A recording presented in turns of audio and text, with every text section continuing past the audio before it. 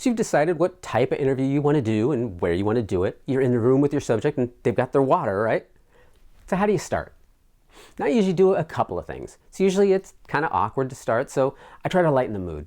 You'll figure out what works for you, but for me, I pause for a moment and say, hey, just to try and break the formality. I'll point out the equipment and I use the exact same joke every single time. Now, of course, this camera and all this here is just to make you feel awkward and self-conscious, but as much as you can, just put it out of your head and it's just you and me having a conversation. And that usually, again, helps set that mood. Then I'll say two things. Something that you can do that helps me, if it's easy for you, try to incorporate the question into your answer. So if I ask, what'd you have for breakfast? A normal answer would be eggs. But I can't really put just the word eggs by itself into the finished video because it doesn't make any sense just by itself.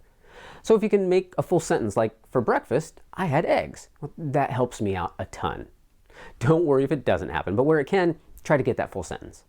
The other thing that helps me is if you remember that we can edit this video left and right, up and down. I don't need you to have any perfect answer to anything. You can take whatever time you need to gather yourself before you answer. You can stop and repeat. Whatever makes this easy for you, that's what you should do.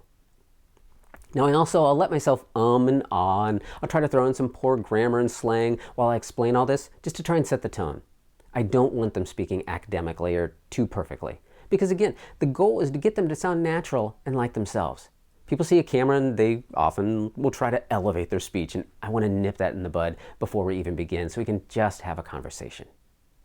And I let them know that while I'm talking to them, I am occasionally going to check on the camera just to be sure everything's okay. Because if they see me do that, well, my goal is to give them as much attention as possible so that they feel that they're holding my interest and stay engaged.